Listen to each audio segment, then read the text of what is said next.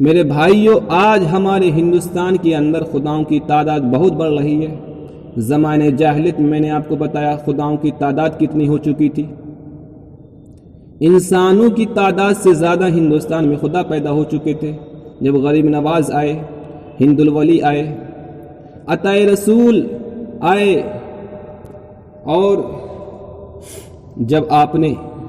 ہندوستان میں خداؤں کی تعداد کو کم کرنا چاہا تو آپ نے اپنے دین کا پرچار کیا۔ اپنا پرچار نہیں کیا، اپنے دین کا پرچار کیا اور کہا کہ میں کچھ نہیں لایا ہوں اپنے رب کے پاس سے، میرے پاس میں کچھ نہیں ہے، صرف میرے پاس میں قرآن ہے، ایک کتاب ہے۔ تمہارے پاس میں تو بہت ساری کتابیں ہیں، تمہارے پاس میں تو لنگ پران ہے، لنگ کے موضوع پہ لکھی ہوئی کتاب ہیں، تمہارے پاس میں تو وشنو پران ہے، شیو پران ہے، جتنے بھی 18 پران ہیں، تمہاری جتنے بھی ویدیں ہیں،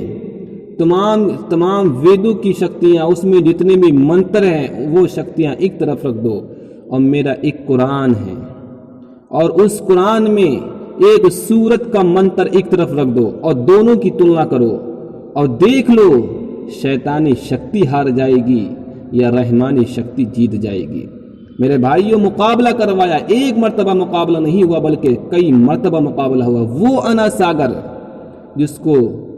جہاں پر یہ سمجھتے تھے کہ یہاں ہمارے پاپ دھلتے ہیں، اگر کوئی انسان زنا کر کے انا ساگر میں ڈبکی لگا لے تو اس کے سارے پاپ دھل جاتے ہیں۔ میرے بھائیوں، وہ انا ساگر، وہ اجمیر شریف جو ایک خداؤں کا مسکن تھا، جہاں انا ساگر کے قریب میں لوگ جشن مناتے تھے ایک سال میں ایک دن، جہاں پر جتنے بھی ہندوستان کے راجہ مہاراجہ ہوتے تھے ان کے سب کے سامنے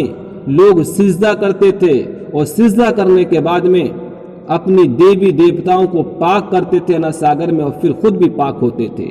یوں سمجھ لو جس طریقے سے ہمارے جتنے بھی اسلام دھرم کے انویائی ہیں تو آب زمزم کو نہا کر کے پاک ہو جاتے ہیں، اسی طریقے سے ہندوستان کے لوگ انا ساگر کو آب زمزم کی آب حیات سمجھتے تھے۔ لیکن غریب نواز نے آئے اور غریب نواز نے کہا کہ یہ انا ساگر یہ ایک عام پانی ہے، جس طریقے سے تمام دنیا کے چشمے ہیں ان کا پانی ہے، اسی طریقے سے انا ساگر کا پانی ہے۔ انا ساگر میں کوئی ایک ایسی چمتکاریتا نہیں ہے، کوئی ایک ایسی آپ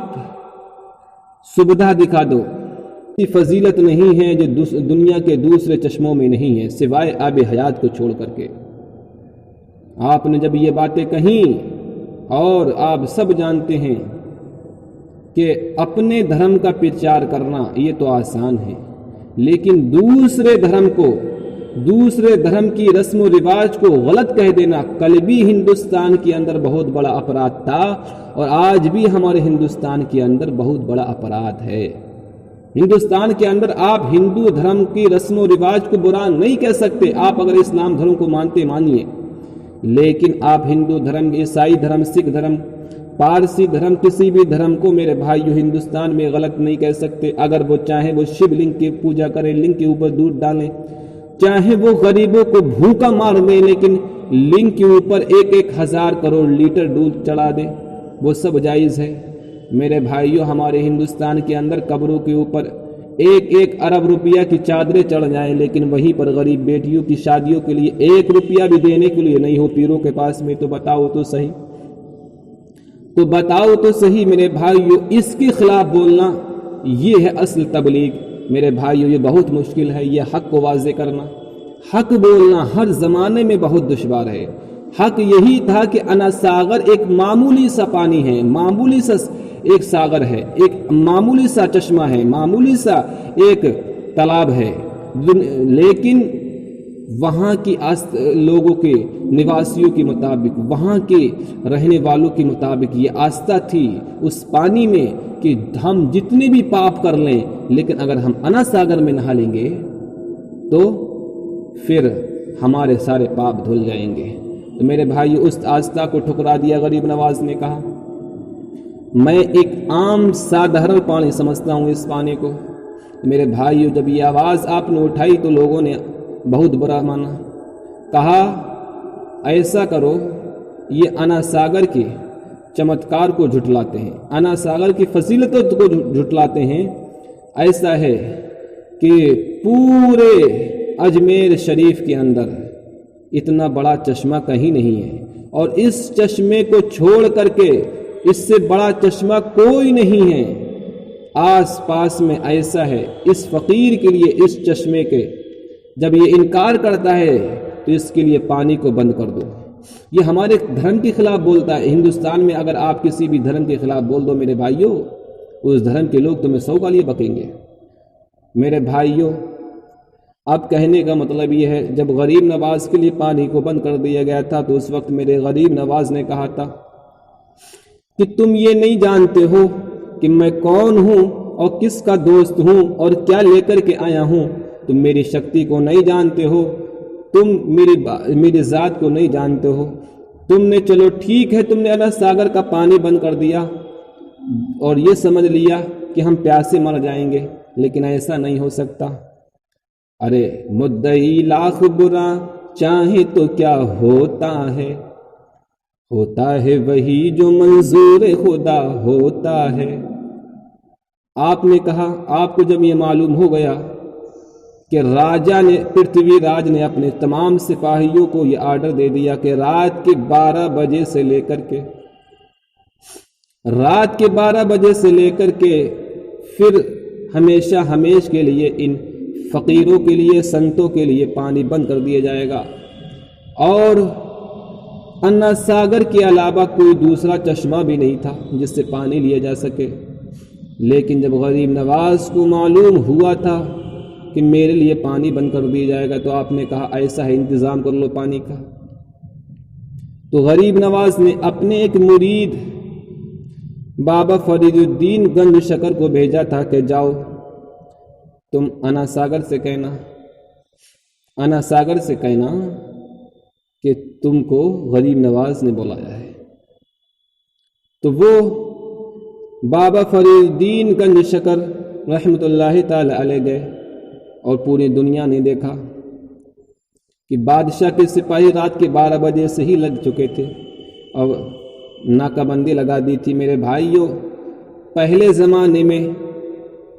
سب سے بڑی سزا یہ ہوتی تھی، کسی قوم کو اگر برباد کرنا ہے تو اس کا پانی روک دو، آمد و رفت روک دو۔ میرے بھائیوں، وہ قوم خود ہی تباہ و برباد ہو جائے گی۔ جس طریقے سے اگر ہمارے ہندوستان میں کسی قوم کو تباہ و برباد کرنا ہے تو شکشا کے جتنے بھی راستے ہیں وہ بند کر دو، انسان جیتے جی مر جائے گا۔ روزگار کے راستے بند کر دو، انسان جیتے جی شیطان بن جائے گا۔ اسی طریقے سے پہلے زمانے میں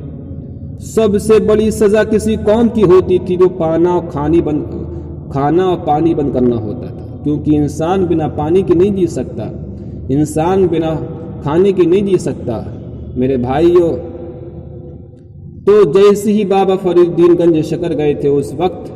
میرے بھائیوں دنیا نے دیکھا، آسمان نے دیکھا، اجمیر کی پہاڑیوں نے دیکھا کہ جیسی بابا فرید الدین گنج شکر رحمۃ اللہ علیہ نے اپنا کاسے مبارکہ انا ساگر کے پاس میں رکھا تھا اور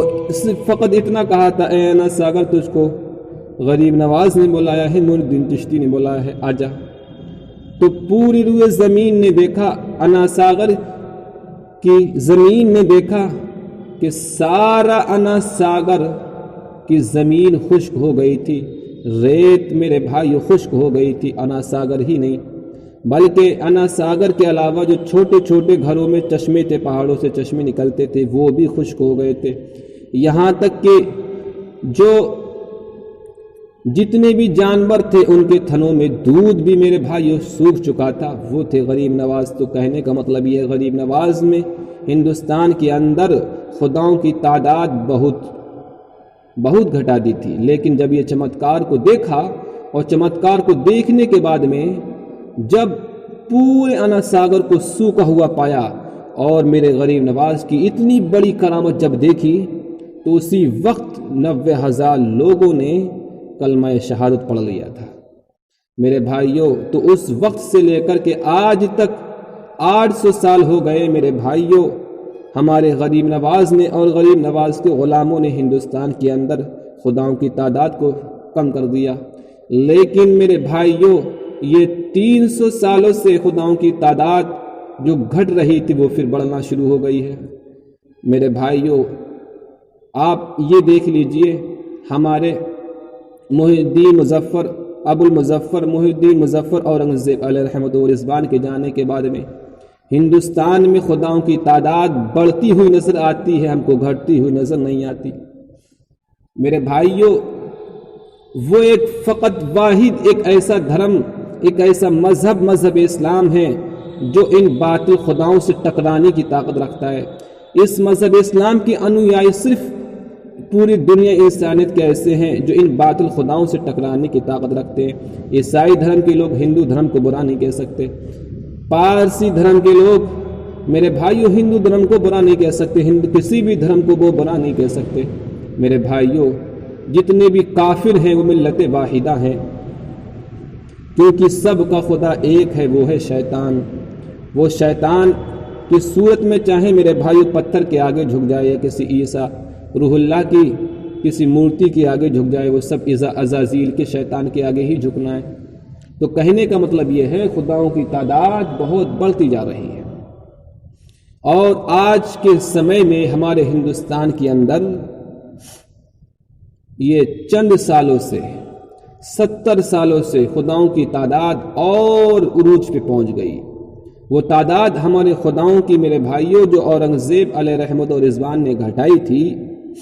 جو ہمارے محمود غزنوی محمد بن قاسم سے لے کر کے اورنگزیب علیہ رحمۃ و رضوان تک جو خداؤں کی تعداد صوفی سنتوں نے، غازیوں نے،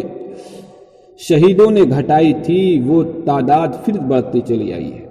پھر وہی 3 ملین کی تعداد میں خدا پہنچ چکے ہیں۔ میرے بھائیوں اب ان خداؤں کی تعداد ہندوستان میں بڑھ رہی ہے۔ بتاؤ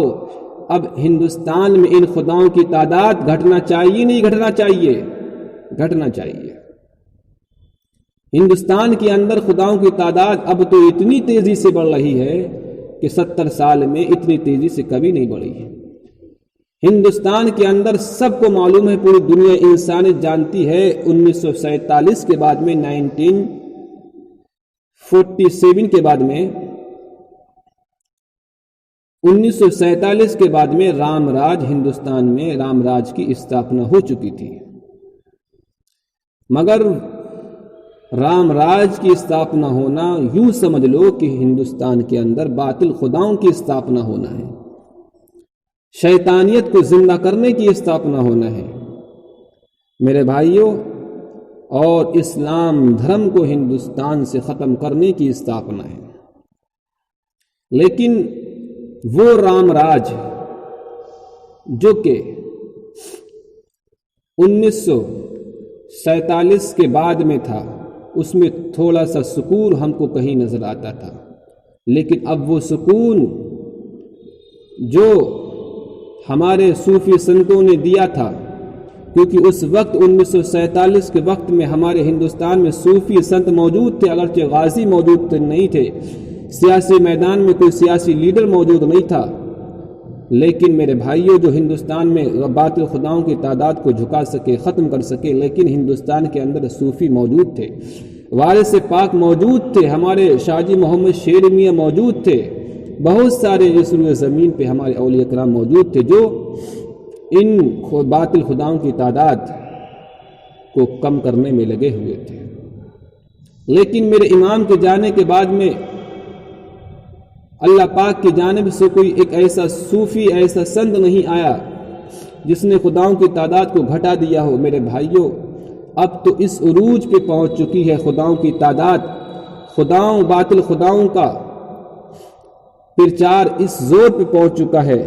کہ اگر تم ہندوستان میں رہ کر کے اگر باطل خداؤں کو نہیں مانو گے تو تم کو ہندوستان میں رہنے نہیں دیا جائے گا۔ ہندوستان میں اگر تم باطل خداؤں کے سامنے سر نہیں جھکاؤ گے، اگر دھرم پریورتن نہیں کرو گے، گھر واپسی تمہاری ہونا ہے، اگر تم گھر واپسی نہیں کرو گے تو تم ہندوستان میں ایک قدم دھرنے تک کو تمہارے لیے جگہ نہیں ہو پائے گی۔ میرے بھائیوں باطل خداؤں کا زور اس طریقے سے آگے بڑھ رہا ہے، اگر ہندوستان کے اندر باطل خداؤں کے آگے سر نہیں جھکایا اور ان کے خلاف ایک زبان بھی کھولی، میرے بھائیو زبان کاٹ لی جاتی ہے۔ اگر تم نے کسی بھی دیوی دیوتا کے خلاف ایک آواز اٹھائی تو تمہارا ہندوستان میں جینا دشوار کر دیا جائے گا۔ اگر تم نے گائے کو نہیں مانا تو تمہاری جان لے لی جائے گی۔ میرے بھائیوں، تو خداؤں کی تعداد بہت تیزی سے بڑھ رہی ہے۔ میرے بھائیوں، اس وقت میں نے آپ سے کہا تھا کہ زمانہ جاہلیت میں جو رسمیں موجود تھیں، اس وقت کو ہم اس حالات کو، اس زمانے کے حالات کو میرے بھائیوں دیکھتے ہیں، اور اس زمانے کے حالات کو ہم دیکھتے ہیں۔ وہ زمانہ، میں مانتا ہوں وہ زمانہ اس زمانے کے مقابلے میں نہیں ہو سکتا کہ اس زمانے میں قرآن موجود نہیں، شریعت موجود نہیں۔ وہ زمانہ جاہلیت تھا۔ یہ زمانہ جاہلیت نہیں ہے، لیکن پھر بھی ہم دیکھتے ہیں میرے بھائیوں، زمانہ رسالت کے بعد میں 1400 سال کے بعد میں آج ہندوستان کے اندر وہی زور جو زمانہ رسالت سے قبل میں تھا، وہی زور آج باطل خداؤں کا بڑھ گیا۔ باطل خداؤں کے اندر اتنی شکتی